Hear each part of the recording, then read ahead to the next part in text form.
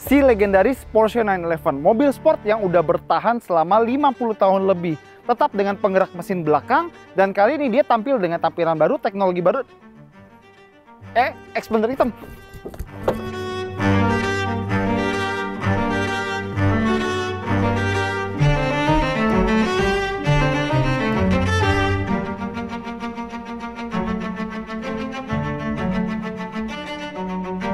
Ini bukan pertama kalinya Outlet Max nyobain Porsche 911. Kita pernah cobain di Malaysia waktu itu di sirkuit Sepang, dan kita juga pernah di Singapura. Tapi ini adalah pertama kalinya kita cobain sebuah Porsche 911 di jalan raya Indonesia. Tapi kalau di sini kita juga pernah cobain Porsche lain. Boxster, Cayman, Panamera di Singapura ya. Macan, terus Cayenne juga kita cobain. Tapi kita belum pernah cobain Scion Icon Porsche 911. Ini adalah mobil sport yang sejak awal itu didesain biar bisa dipakai ngebut, tapi juga bisa dipakai harian dengan nyaman. Tapi udah 50 tahun usia mobil ini, makin banyak mobil sport lain dari merek lain yang juga bisa kenceng dan bisa juga buat harian. Sirkuit oke, jalan raya juga oke. Dan gimana generasi ke-8 dari Porsche 911 yang berkode 992 ini? Kita udah cobain Porsche lain dan kayaknya kurang lebih rasanya sama. Dia masih oke buat harian, dan kalau soal penampilan pun, kecuali GT3 sama GT3 RS yang penampilannya udah racing banget ya, ini adalah mobil yang sopan. Penampilannya tuh nggak minta dilihat banget gitu. Ya orang pasti ngeliat gara-gara dia atapnya rendah, 2 pintu, pantatnya lebar gitu. Tapi yang nggak ngelihat, yang ngelihat ya, wah Porsche atau mobil 2 pintu gitu kan. Terus suaranya juga sopan, battingnya juga oke. Satu-satunya yang paling mencolok dari mobil ini adalah catnya yang warna kuning menyala. Menyala warnaku. Oh ya, bicara soal penampilan, di luar negeri mobil ini udah ada faceliftnya. Porsche 911 992.2. Yang ini 992 aja, tapi penampilannya nggak jauh beda kok antara mobil ini sama yang barunya. Dan dia juga nggak beda sama generasi sebelumnya, dan sebelumnya lagi, dan sebelumnya lagi. Ya, 911 tuh nggak pernah ganti bentuk lah. Oke, kita bahas aja apa yang ada di depan sini. Jadi, kalau di 911 yang baru, di 992.2 yang gue bilang tadi, dia tuh ventilasi udaranya, dia kisi-kisinya tuh tegak lurus, nggak horizontal kayak begini. Gue lebih prefer yang begini karena bikin mobilnya kelihatan lebih lebar. Dan di baliknya ada radiator atau pendingin buat mesinnya. Jadi biarpun dia rear engine, biarpun dia mesin belakang, tapi radiator atau pendinginnya itu tetap di depan biar pendinginan mesinnya itu optimal. Nah, sama seperti 911 yang udah-udah, bagasinya pasti di depan. Dan seperti biasa kita bisa buka dari kunci atau dari gesture di sebelah sini ya. Tuh kan kebuka, padahal gue belum mencet kuncinya loh. Nih. Dan jangan remehkan penampilan. Jadi biarpun kelihatannya kok nggak gede-gede amat ya, bisa muat 1 koper atau mungkin 2 koper yang lebih kecil lagi ya. Bahkan gue bisa duduk di sini. Dan di sini juga buat aki-aki sama beberapa fluid ya. Oke, keluar, ayo. Muat loh. Nggak nyangka. Sama mobil ini atau Porsche 911 generasi 992 ini standarnya dia pakai pelek yang staggered. Jadi pelek depan ini 20 inci, belakang 21 inci.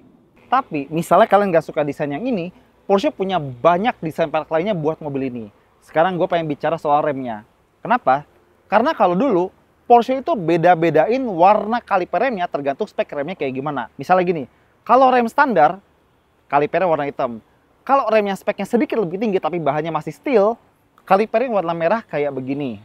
Kalau misalnya udah pakai spek PCCB yang seramik apalah itu ya, dia pakai kaliper warna kuning. Tapi kalau udah spek yang paling tinggi yang surface coated ya, yang kalau nggak salah itu dilapisin tungsten, jadi finishingnya tuh kayak cermin gitu ya. Kita bisa ngaca di cakram remnya, dia kalipernya warna putih. Nah katanya kalau sekarang Porsche tuh udah nggak beda-bedain warna kaliper sama spek rem. Jadi kita bisa ngelihat misalnya kaliper kuning tapi remnya biasa gitu-gitu. Ya katanya udah beda lah sekarang sama dulu. Terus kalau buat isi bensin dia ada di sini seperti Cayman, Boxster dan Porsche lain yang coupe atau yang sedan gitu ya. Dan ini dia handle pintunya. Buat generasi 992 atau 992 kayak gini, dia udah pakai handle yang flush kalau dikunci. Nah, jadi rata bodi kan. Tapi kalau misalnya kita buka pakai remote nih misalnya ya, dia langsung nongol dan kita bisa buka. Tapi kalau misalnya kita nggak mau ngerogoh-rogoh kantong, ngeraba-raba tombol, mana ya? Kita tinggal selipin aja tangan kita selama bawa kunci ya. Selipin tangan di sini, dia langsung ngebuka dan kita bisa buka. Pintu frameless. Nah, kalau pindah ke belakang kita bakal ngeliat pinggulnya yang lebar dan montok ini. Dan ini udah seragam buat semua varian 992, mau Carrera sampai Turbo, atau mungkin sampai GT3 RS ya. Dan ini pantas buat di highlight, kenapa? Kalau misalnya di generasi sebelumnya, si 911 991, 991, itu ada perbedaan lebar bodi antara yang 2WD atau yang AWD. Sekarang sama semua. Nah, di belakang Porsche juga nyisipin sedikit Easter egg. Iya, sedikit. Jadi, lihat ventilasi yang di sebelah sini. Nah, itu nggak asal desain. Ada hitung-hitungnya. Jadi gini, kalau yang warna hitam di sebelah kanan ada 9 ventilasi. Warna hitam di sebelah kiri ada 9 ventilasi. Terus yang tengah warna merah yang jadi lampu rem ketiga ini itu ada 2. 992. 992. Kode mobil ini. Ciki juga ya si Porsche tuh ya. Dan dia ada spoiler belakang yang bisa naik dan turun. Nah, dia tuh ada 2 tahap naiknya. Jadi kalau di atas kecepatan 90 km/jam, dia bakal naik sekitar 100 mm ya kalau nggak salah. Dia bakal naik di atas kecepatan 90. Tapi begitu kita lebih ngebut lagi di atas 150 km/jam, dia bakal naik sekitar 50 mm lagi. Jadi dia bisa naik secara 2 tahap. Nanti cara naikinnya kita kasih lihat di bagian dalam. Dan di bagian belakang dia ada 4 selongsong knalpot. Sekarang kita bakal jelasin. Jadi mobil yang kalian lihat sekarang ini dia pakai 4 selongsong knalpot. Tapi ini artinya dia pakai knalpot yang standarnya. Kalau misalnya kita pilih yang pakai sport exhaust yang ada valvetronicnya, dia bakal cuma punya 2 knalpot. Jadi kanan 1, kiri 1, bukan 4 kayak begini.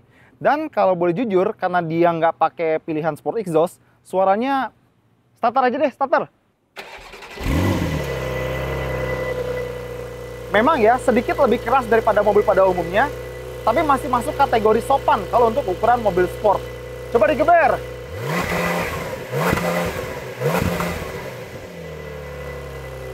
Lagi-lagi suaranya sopan dan dia kena soft limiter di 4000 rpm. Ini beda banget sama mesin naturally aspirated Porsche 911 GT3 Cup atau Porsche 911 Cup yang pakai mesin 4000 cc 6 silinder non turbo. Coba dengerin.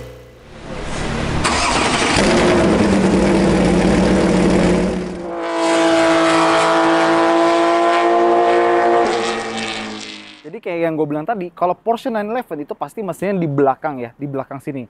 Dan dia adalah mesin 3000 cc flat 6 twin turbo. Nah, salah satu revisi yang paling besar adalah adanya mesin turbo di varian Carrera. Tapi dari dulu itu varian Carrera biasanya non turbo. Porsche 911 yang pakai turbo itu ya Porsche 911 turbo. Sekarang ini Carrera aja pakai turbo. Ya udahlah ya, Pondok Cabe juga nggak semua orang jualan cabe. Kebon jeruk juga nggak semua orang punya jeruk. Jadi mesin 3000 cc flat 6 twin turbo ini dia punya tenaga sekitar 450 tenaga kuda, torsinya 530 Nm. Dan itu bisa dicapai di 2300 rpm torsi maksimumnya. Nah, kalau untuk pilihan gearbox dia ada 8 speed PDK yang mobil ini ada dan 6 speed manual dan kita bisa pilih mau yang mana. Tapi nggak semua Porsche 911 itu pakai gearbox yang sama. Contoh, Porsche 911 GT3 di generasi ini dia pakai gearbox lama yang 7 speed yang PDK. Kenapa? Karena itu mobil track bukan mobil buat road atau street kayak begini ya. Jadi emang speknya beda, tergantung peruntukannya kayak gimana. Nah, mobil ini dia bisa pilih antara 2WD, RWD kayak mobil ini, atau bisa pilih AWD di varian Carrera 4S gitu. Kalau ada 4, dia berarti AWD. Nah, kita udah bahas panjang lebar kayak gini. Kita bisa nggak sih lihat mesinnya? Nggak bisa. Mesinnya di bawah sana. Yang bisa kita lihat di sini cuma ada kipas VGA, ada tutup oli, tutup radiator. Udah gitu aja. Dan di mobil Jerman ini, cuma bagiannya nih yang kalau kita nutup tuh kedengarannya agak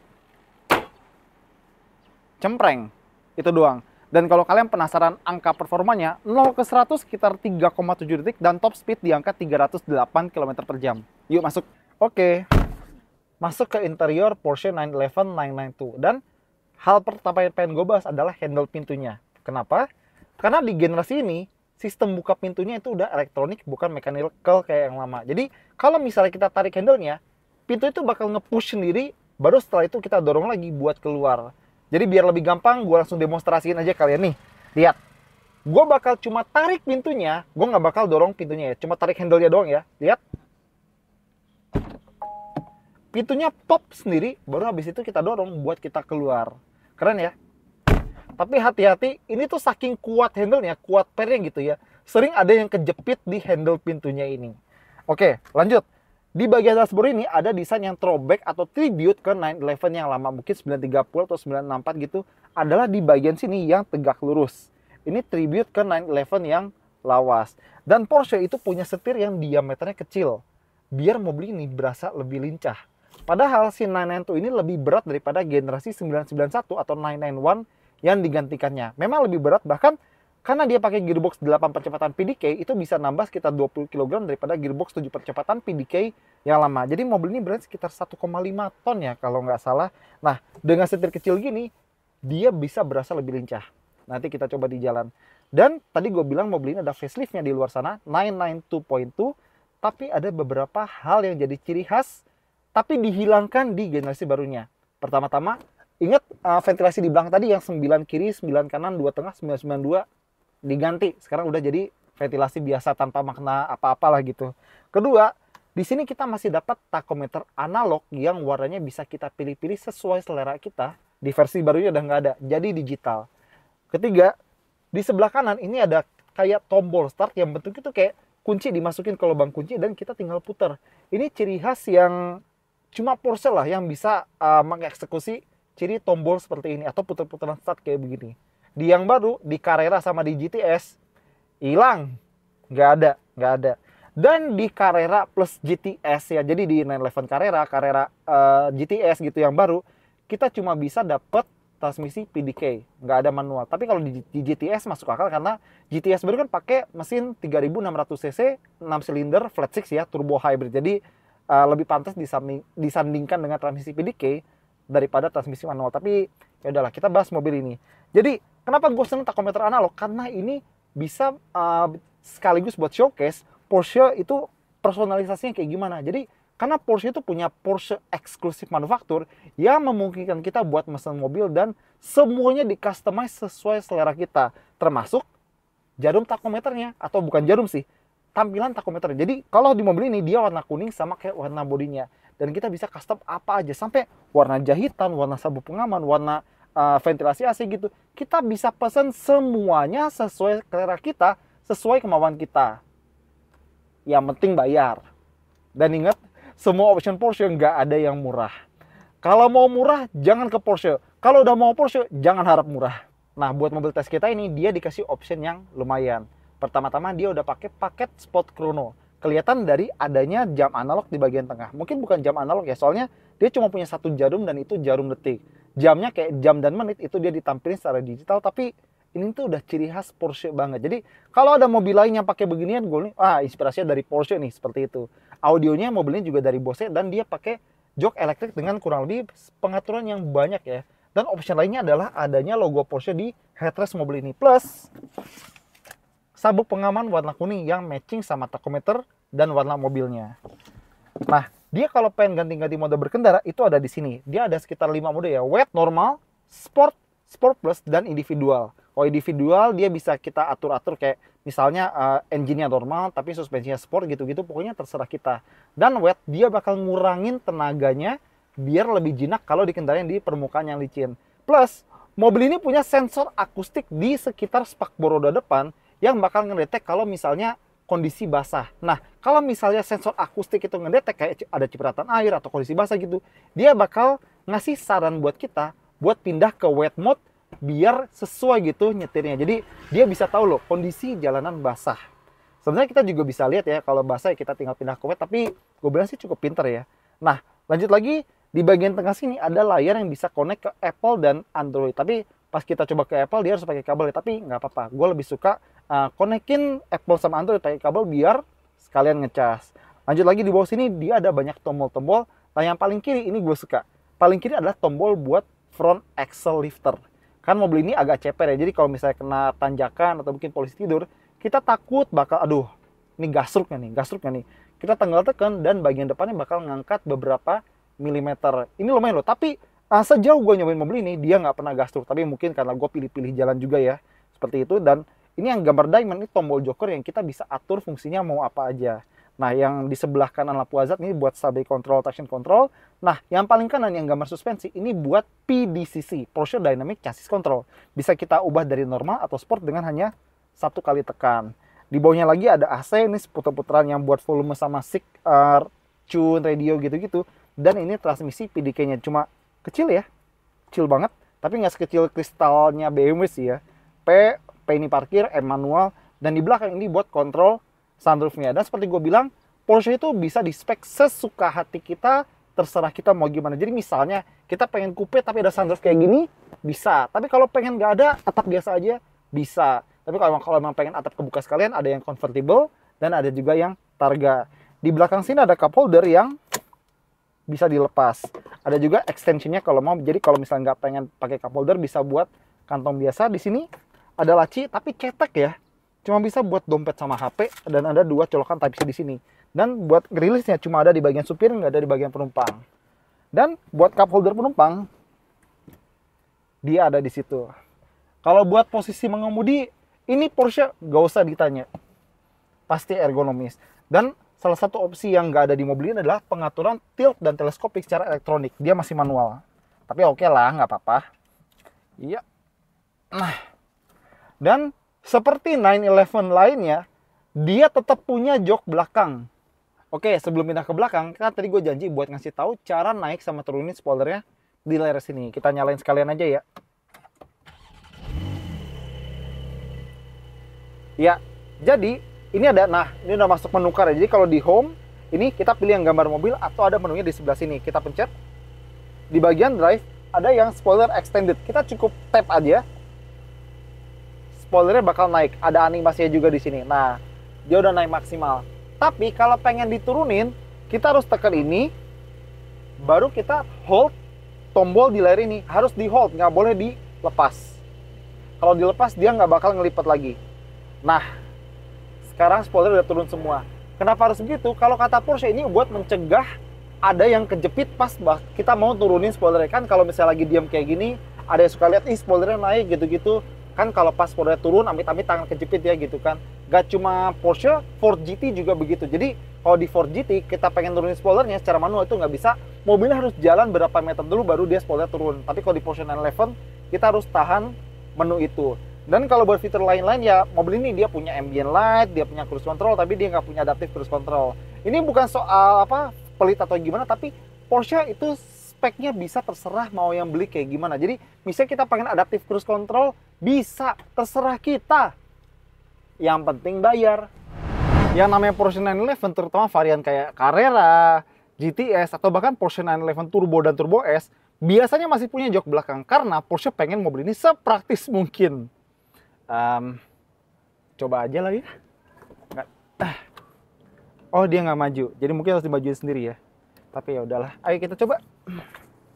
Iya. Masya Allah. Aduh Gusti, ya Tuhan. Aduh. Pantat gue sih masuk kalau lakukan joknya, tapi ini belakang tegak banget. Dan kalau nggak salah dia tuh bisa di ini ya, dilipat kalau bisa pengen masukin barang dan bukan orang. Aduh, tuh kan sabuk pengamannya kejepit. Kita geser dulu. Nah, tapi kalau kalian lihat sendiri ini pala gue udah kayak gini. Dan kalau pengen, nah, udah nggak bisa. Udah bener. Harusnya anak-anak aja yang duduk di sini. Dan kayaknya emang buat anak kecilnya karena di belakang sini kita bisa masang jok bayi atau isofix gitu ya. Jadi lo kalau pengen pasang booster seat sih bisa. Cuma kalau buat orang dewasa dengan tinggi 160 ke atas sih tidak recommended ya. Tapi masih ada jok belakang kalau mau. Atau kalau misalnya kalian punya orang yang kalian sangat benci, taruh aja di sini terus ngebut pakai mobil ini, banting kanan kiri, dijamin dia nyesel. Aduh Gusti, keluar. Aduh. Sekarang kita mulai nyetir di jalan raya, dan kalau misalnya penasaran gimana rasanya pakai Porsche 911 untuk menghadapi realitas sehari-hari, macet, parkir, putar balik segala macam, jawabannya adalah seperti Porsche lain, mobil ini sangat pantas buat harian. Gue nggak bilang bisa buat harian karena kata-kata bisa itu bikin ambigu. Contohnya gini, bisa nggak sih kita makan langsung di piring, nggak usah pakai tangan gitu, langsung mulut kita tempelin ke makanannya gitu? Ya bisa, tapi nggak pantas, kan enggak. Makanya gue bilang mobil ini bukan sekedar bisa dibawa harian, dia pantas dibawa harian dengan banyak alasan.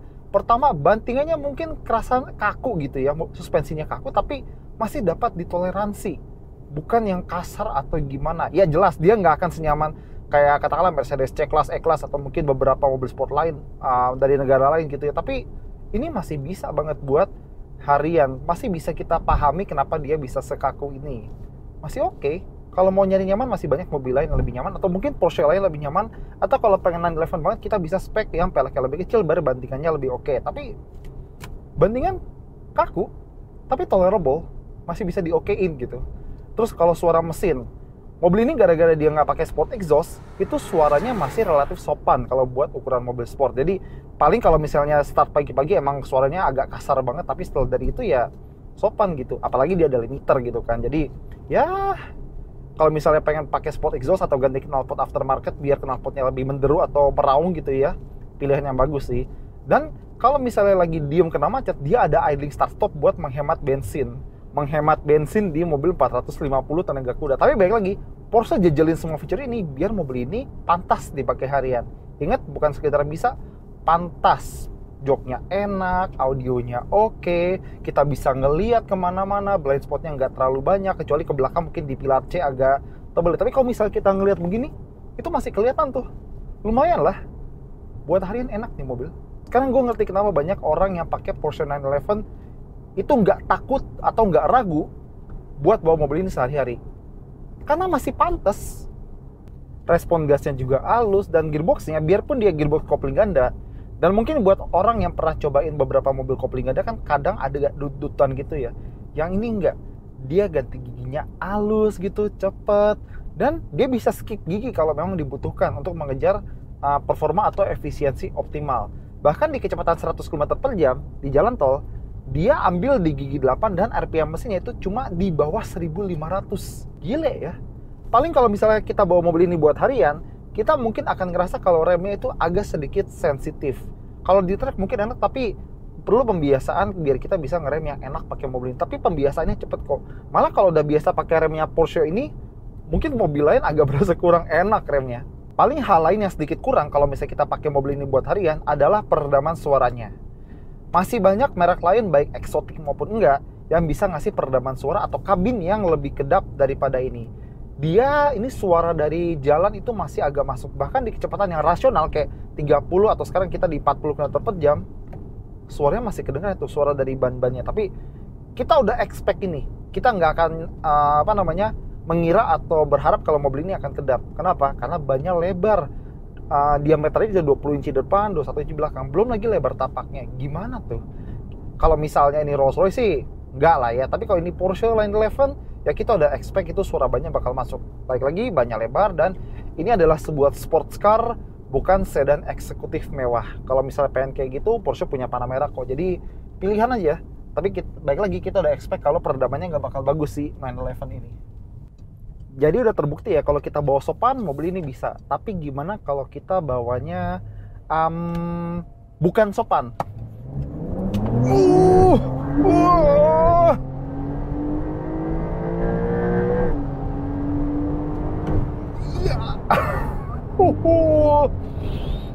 Dia dapat 100, pokoknya kenceng banget lah. Dalam durasi yang cuma segitu singkat. Jadi biarpun Carrera sekarang bukan Carrera yang dulu, karena kalau Carrera dulu kan pakai mesin non turbo, natural aspirated, sekarang dia pakai mesin 3000 flat 6 twin turbo, dan itu emang berasa ya, torsinya nendang banget, jambakan setan, dan larinya itu bener-bener dari turbo lag-nya ada, tapi kecil, dari kayak 1500-an itu belum ada, tapi 2000 gitu, dan itu terus sampai sekitar 6000-7000 RPM, itu gila. Dan ingat, mobil ini 0 ke 100 3,7, 3,5 detik, dan top speed 308 atau 307 km per jam. Dan ini adalah sebuah Porsche 911 Carrera S. 911 yang paling jinak. Nggak kebayang kalau udah sampai puncaknya 911, kayak 911 Turbo itu kayak gimana ya, akselerasinya bisa 2 detikan gitu. Gila memang, gila. Dan nggak cuma soal performanya ya. Ingat soal gearbox PDK atau kopling gandanya Porsche, si Porsche duple couplung itu yang gue bilang tadi. Kalau misalnya di jalan biasa dia tuh kerasa nyantai, tenang, halus. Tapi kalau begitu udah dibawa dibejek kayak tadi, dia ganti gini luar biasa, tek gitu, cepet banget. Kita berkedip aja kayaknya dia lebih cepat daripada kita berkedip. Gile bener, ini mobil gila. Dan rem yang sensitif tadi itu malah bantu kita biar kita bisa menjinakkan atau mengendalikan mobil ini. Jadi karena remnya benar-benar enak buat ngebaca nih, kita injek dikit, ngerem dikit nih, injek makin dalam, dia ngeremnya makin dalam. Ini benar-benar mobil yang tahu dia konsepnya mau jadi apa, karakternya mau seperti apa, dan Porsche tuh udah paling bener lah kalau misalnya nentuin karakter sebuah mobil, terutama si 911 ini. Dan nggak cuma soal mesinnya atau responsnya, dari setirnya ini juga udah mantap. Iya. Meskipun dia udah electronic power steering ya, bukan hidrolik kayak 911 yang lama-lama, gue suka responsnya, gue suka directness-nya, gue suka akurasinya, weight atau beratnya itu juga pas, bobotnya enak, berasa mantap lah setir ini. Jelas ini nggak bisa disamakan dengan setir 911 terdahulu, tapi kalau misalnya substitusinya kayak begini sih, oke. Gue suka ini setir yang asik, dan diameter yang kecil ini membuat mobil ini jadi sangat lincah dan nurut, berasa lincah dan nurut. Padahal ingat, mobil ini lebih gede dan lebih berat daripada generasi sebelumnya. Ini bukan mobil yang makin lama makin kecil atau makin enteng kayak Mazda MX-5 gitu. Bukan, ini adalah mobil yang kita harus rasain kalau misalnya pengen tahu seperti apa mobil ini sejatinya. Dan kalau misalnya kita bawa mobil ini di track, kita harus respect platform rear engine mobil ini, karena kita nggak bisa kemudian ini kayak mobil yang front engine atau mid engine. Jadi gini, waktu gua track day atau track session di sirkuit Malaysia, sirkuit Sepang gitu ya, gua pernah sama Mercedes dan pernah juga sama Porsche. Waktu gua sama Mercedes cobain si AMG GT, mereka bilang kalau misalnya lagi lurus ketemu corner gitu ya, ngeremnya kayak sekitar 70-80% gitu, tapi jangan dihabisin. Nah, tapi begitu sama Porsche, mereka bilang kalau kenceng ketemu corner, ketemu belokan, itu habisin aja remnya. Kenapa? Karena memang ada perbedaan di platform mobilnya atau format mobilnya. Kan kalau si Mercedes AMG GT, dia kan mesin depan penggerak roda belakang. Jadi karena di depan udah ada berat, kita nggak perlu ngerem apa yang dalam banget karena masih ada berat di depan yang nambah grip roda depan. Jadi pas roda depan belok itu gripnya udah cukup. Kalau di Porsche 911 kayak begini, itu kita habisin aja remnya karena di bagian depan itu kopong, mesinnya di belakang, penggerak roda belakang juga. Yang ini ya, ada juga yang all-wheel drive. Karena mesinnya di depan gitu kopong, kita harus rem habis-habisan biar roda depan itu bisa dapat grip maksimal karena perpindahan berat dari belakang ke depan. Nah, itu kita harus ngerem maksimal biar kita beloknya tuh lebih enak. Dan karena dia format mesin belakang, begitu kita keluar dari tikungan, dia bisa berasa dapat banget gripnya pas kita exit corner terus kita akselerasi. Baik lagi karena mesin di belakang, beratnya di belakang, waktu kita ngegas berat pindah dari depan ke belakang, itu tenaga dan torsi nempel banget ke belakang, itu keluar semua. Ya bener deh. Dan kalau misalnya ada yang bilang Porsche 911 tuh makin hari makin gak berasa rear engine deh, cobain ini dulu terutama di sirkuit, terus cobain mobil lain kayak misalnya Cayman atau Boxster gitu ya. Kita bakal ngeh kalau mobil ini masih berasa kok rear engine-nya. Kalau Cayman sama Boxster itu beneran baru berasa mid engine, bener-bener berasa beda kalau misalnya kita bawa kedua mobil itu back to back sama si 911 ini. Dan Porsche 911 992 ini bisa kerasa lebih lincah dan stabil di tikungan itu juga berkat front track itu lebih lebar. Jadi jarak antara roda depan kiri dan roda depan kanan itu lebih lebar dari sebelumnya. Jadi berasa mobilnya tuh kayak lebih napak gitu, kuda-kudanya lebih mantep. Dan jangan lupa ini adalah mobil yang lebih berat daripada generasi sebelumnya. Waktu gua tanya sama Porsche, kenapa? Tadi kan gua udah bilang, gearbox 8 speed PDK atau kopling ganda ini, dia udah nambah 20 kg. Dan masih ada lagi. Mesinnya kan ada filter macam-macam gitu buat mengurangi emisi segala macam di mesinnya. Itu bisa nambah sekitar 10 kiloan. Terus bodi yang lebih gede, terus struktur peredam benturan yang ada di depan sama belakang itu baru, dan itu nambah sekitar 12 kg. Jadi mobil ini beratnya 1,56 ton, pokoknya antara 1,5 atau 1,6 ton gitu, 1560 kg kalau nggak salah. Tapi dari cara dia lari, cara dia berbelok, cara dia ngerem, bahkan karakter rear engine-nya ini masih 911 banget. Performa yang bisa dinikmati harian, gila sih. Tapi mungkin akan ada beberapa di antara kalian yang mobil listrik juga bisa. Gini deh, gak melulu semuanya jawabannya harus tenaga listrik. Gue adalah satu dari sekian orang yang masih yakin kalau mesin bakar itu punya masa depan. Dan Porsche sendiri kayaknya juga. Jadi biarpun Porsche punya mobil listrik yang hebat kayak si Taycan dan Taycan Sport Turismo, Cross Turismo segala macam, Porsche adalah satu dari sekian pabrikan yang masih belum menyerah dengan teknologi mesin pembakaran dalam atau internal combustion engine. Salah satu buktinya adalah Porsche baru aja patenin teknologi mesin 6 tak. Ya, mesin 6 tak. Kita berhenti sebentar buat jelasin bagian itu. Nah, sekarang kita berhenti sebentar, kita mau jelasin paten mesin 6 tak terbaru yang udah dipatenin sama Porsche. Tapi mungkin video ini agak teknikal, jadi buat beberapa dari kalian yang kurang paham, kita kasih gambar hewan-hewan lucu di sebelah sana biar kalian perhatiin dan ya ada hiburan dikit lah. Oke, kita mulai. Jadi hampir semua mesin pembakaran dalam di mobil atau motor di dunia ini sekarang pakai mesin 4 tak. Kenapa 4 tak? Karena ada 4 langkah. Isep, kompresi, bakar, buang. Hampir semua mesin kayak gitu. Nah sekarang Porsche bikin mesin 6 tak. Jadi langkahnya dari 4 tak yang udah ada ditambah 2 langkah lagi. Isep, kompresi, bakar, isep, bakar, buang. Nambah 2 langkah lagi. Jadi kalau di mesin biasa itu powernya itu sekitar 25% dari setiap siklus, ini bisa sekitar 33%. Jadi power bisa sedikit lebih gede dan diklaim bisa sedikit lebih irit juga dan emisi juga bisa sedikit lebih rendah. Caranya adalah mereka ada rongga tambahan di sekitar dinding silinder buat masukin udara sama bensin. Jadi nggak cuma dari katup intake, tapi dari rongga udara di sekitar dinding silinder itu. Nah, di dekat crankshaft atau kruk as itu juga ada roda gigi. Satu gede, satu kecil. Yang kecil muter-muter ikutin yang gede. Jadi kurang lebih kayak static gear sama rotor gear di mesin rotari.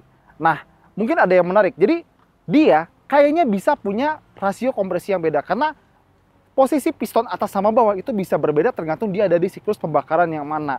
Jadi ini cukup menarik ya, karena dari 4 tak digabung kayak 2 tak lagi gitu. Jadi menarik buat tahu performa, efisiensi, sama mungkin suaranya dan mungkin keawetannya juga ya. Nah, kira-kira mesin ini mau dipasang di mana? Porsche udah bilang, settingan kayak gini mungkin akan lebih optimal di mesin yang kelipatan silindernya itu 3. Jadi bisa 3 silinder, 6 silinder, 9 silinder, dan 12 silinder. 3 silinder, Porsche nggak bikin mesin 3 silinder ya. 9 silinder kayaknya nggak ada juga, 12 silinder juga Porsche sekarang udah nggak pernah bikin, dulu sih bikin. Tapi kalau 6 silinder, Porsche 911 kayaknya iya. Kenapa? Dia mesin 6 silinder, jadi ada kemungkinan Porsche 911 baru pakai mesin 6 tak. Tapi balik lagi, itu kemungkinan. Dan ingat, Porsche sebenarnya itu masih belum menyerah dengan mesin bakar. Makanya mereka patenin teknologi ini. Biarpun mereka punya Taycan Cross Turismo dan nanti Cayman sama Boxster jadi mesin listrik segala macam, mereka tidak menyerah dengan mesin bakar. Bahkan Porsche udah bikin synthetic fuel dan lagi diuji di balapan. Itu synthetic fuel mereka diklaim carbon neutral. Sekarang kita tunggu aja apakah Porsche bakal benar-benar bikin mesin 6 tak. Kita penasaran sama semua aspeknya. Tapi untuk sementara gimana sih Porsche 911 generasi 992 ini? Ini adalah bukti kalau misalnya pengen tahu kenapa sebuah mobil itu bisa mencapai predikat atau status tertentu, kita memang harus langsung cobain. Jangan cuma katanya begini, katanya begitu doang. Ini mobil bisa bener-bener dipakai harian. Dan gue ngerti, pantas dipakai harian. Dan gue ngerti kenapa orang yang punya mobil ini itu nggak ragu buat pakai harian. Buat antar anak sekolah bisa, jok depannya bisa isofix, jadi bisa pasang jok bayi gitu. Buat belanja, bagasi depan lumayan gede atau misalnya taruh jok belakang aja sekalian. Buat ketemu teman, ngantar teman, ketemu klien, ketemu rekan bisnis gitu ya, punya kasta, punya kelas, punya gengsi. Dipakai touring juga enak, tangki bensinnya gede segala macam.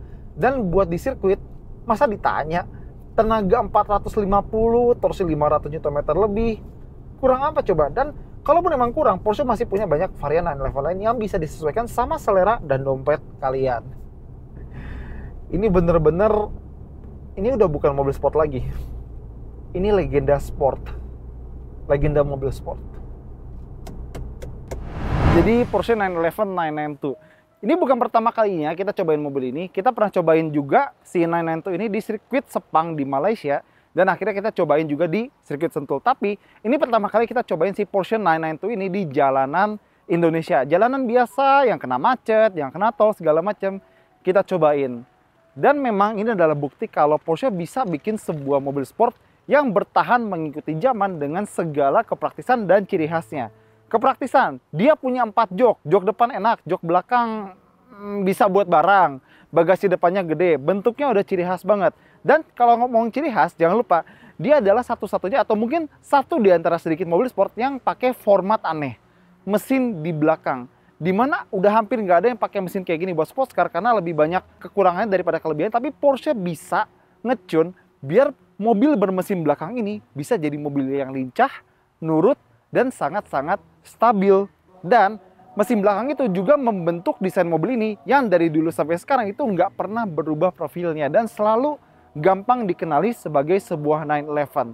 Dan justru emang harusnya begini, jangan dipindah. Kalau Porsche 911 itu mesinnya nggak di belakang, itu bukan 911 lagi namanya, itu namanya Cayman. Justru itulah yang bikin 911 itu unik dan istimewa. Dan gue nggak nyangka 911 itu bisa bertahan sampai sekarang dengan fanbase yang sangat banyak. Dan selalu ada generasi 911 yang punya penggemarnya tersendiri. Dan seperti yang gue bilang tadi, kalau misal kalian nggak suka sama speknya, tenang aja, kalian bisa spek sendiri sesuka hati kalian. Mau pakai sunroof segala macam, warna ini, warna itu, bebas. Dan ada semua varian 911 untuk semua orang. Kalau yang ini kurang tenaganya, naik ke GTS. Pengen 911 yang tenaganya paling gede, tapi enak buat harian, pakai 911 Turbo. Pengen 911 yang bisa buat balap, GT3, 911 GT3. Pengen yang lebih racing lagi, ada GT3 RS.